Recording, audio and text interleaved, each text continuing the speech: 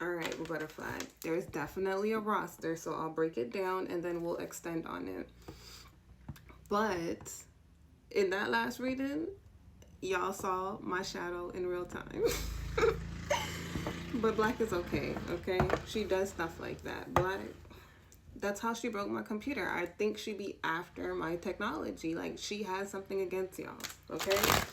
Black is an op to y'all. All right. So breaking down the roster, I seen 3 different energies. I seen the King of Wands as a fire sign, someone you guys were dealing with. This person has the energy of a King of Wands, but they were in a very toxic energy. So, you know, they were confident in all of that, like a fire sign type of energy, but they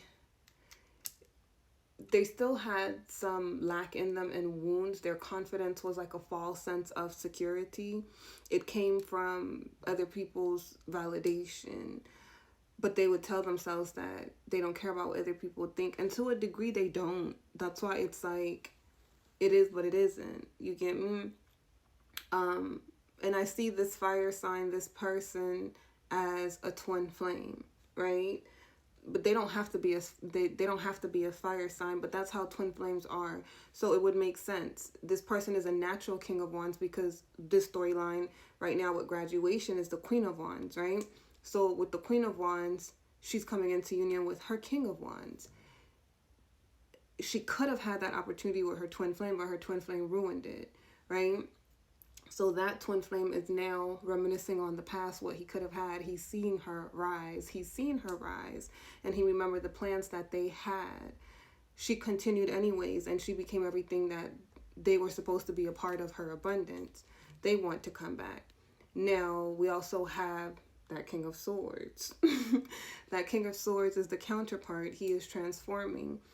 He wants to be a match to her because they have different way of doing things. Doesn't mean he's going to change his whole identity. He's still a King of Swords, but he has to work on more confidence in certain areas because, you know, in his storyline, he had more of the mindset of people pleasing and society structure. So he has to have the confidence to pursue what he wants, even if it was different from what he thought he initially wanted, right? He was someone who would have built with a feminine who there was no real emotional bond there, but he wants the emotional bond because the Queen of Wands is more, she's more emotionally warm, but she's also very grounded. She's also very creative. She's expressive, right? She's attractive. So she makes him want to do different, better. So he's been changing. He wants to come back, right? He wants to be her King of Wands. And then the third energy, I feel like a star-crossed lover.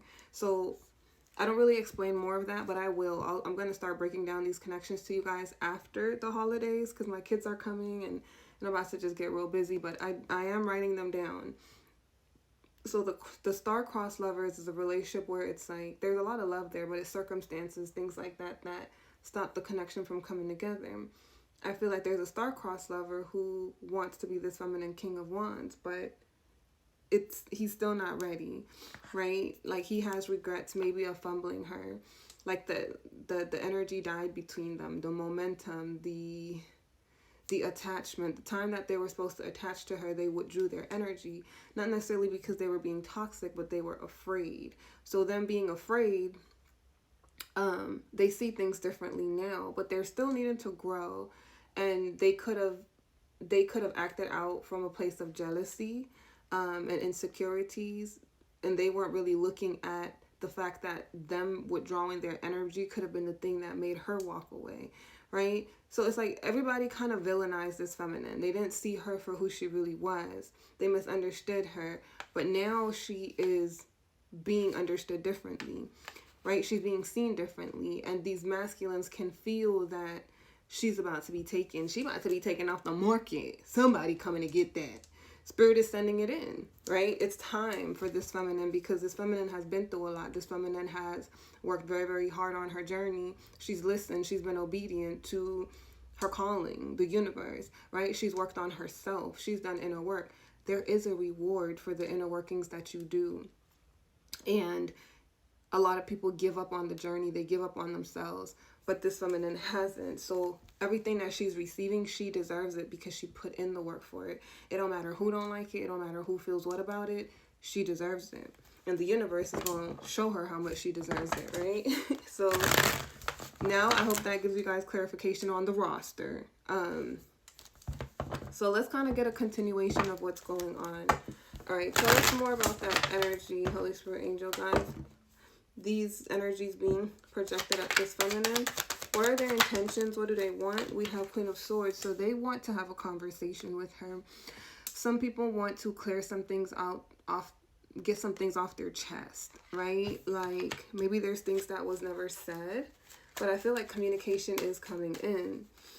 Now, remember, I read past, present, future. So for some of you guys, this hasn't happened yet, but it will as you continue on your journey. This will play out. Those of you guys on this timeline right now, you've been doing this work for a while, and this really resonates with you, where you've met the twin flame, you've met the counterpart, you know who the star-crossed lovers is, then you'll understand this in this present moment. And some of you guys have already graduated, or you've already come back into union with your person, and you guys are at the part where you're getting married, right? So all of this is kind of like a reminiscing of the past, what you've already endured, what you've already been through. All right, why is the Queen of Swords here? They coming out talking. Y'all think I'm playing? I told it's time for her to have a motherfucking 10 of Cups. That's why she here. They want to talk to her. She gonna be surprised who it is, though. But see, I feel like it's a secret. Oh, Spirit said it's a secret. It's a secret. Does she know this person? Has she met this person already? Five of Swords in the reverse. Five of Swords in the reverse. What else? Three of Wands. Queen of Wands. Seven of Cups. Maybe it ain't no motherfucking secret. Okay. I think it's still unexpected, though. I think she's going to be surprised on how much this masculine actually changed. So it is her counterpart. In this storyline, this feminine has already met her counterpart. We have a match pair. Queen of Swords, King of Swords. He's the one coming in as this King of Wands because he's been growing, right? He's not really in a place of having really regrets right now. It's more so of like he was holding back. He was holding back, and he still continued to hold back because he felt like he needed to grow. He needed to change. But it's because he wanted to be the best version of himself for this feminine. I feel like this is a masculine who is growing from being a player. Someone who... This is a masculine that's hard to get, okay? And if you're the feminine that's hard to get, that's why this is your counterpart, because this masculine is hard to get. So even if this masculine been around the world, he's explored his options, he's still very selective. He's still very clear on the type of person he wants to give his loyalty to. And even if he had to work through an attachment with connections, he never gave his heart. There's a difference, right? You can be in something toxic and stay there because it's fun or it's addictive, just like a drug, but it doesn't mean that they have you, your heart. So he's chosen the Queen of Wands.